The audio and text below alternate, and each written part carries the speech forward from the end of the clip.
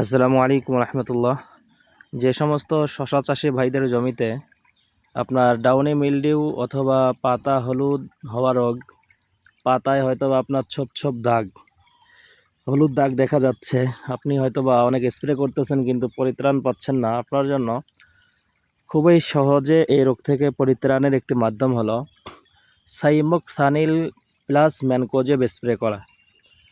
অথবা যদি সাইমোক্সানিল plus mancozeb না থাকে তাহলে মেটালেক্সিল প্লাস ম্যানকোজেব যদি আপনি প্রতি 16 লিটার অথবা 20 লিটার পানিতে এই 50 গ্রাম হারে স্প্রে করতে পারেন, তথা 16 লিটার পানিতে 50 গ্রাম আপনি রিডোমিল গোল্ড দিলেন অথবা পোটালিন দিলেন, তাহলে আশা করা যায় আপনার এক স্প্রেতেই আপনার 80% গাছ ডাউনি মিলডিউ থেকে আপনার রক্ষা থাকবে, আপনার গাছগুলো সুস্থ থাকবে।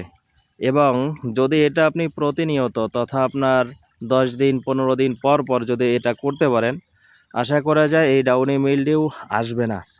আর বিশেষ করে গাছগুলোকে যদি আপনি একটু ফাঁকা থাকে, গাছগুলো ফাঁকা থাকে, পাতা পোতা কম থাকে, তাহলে গাছগুলোতে এই রোগ আসে।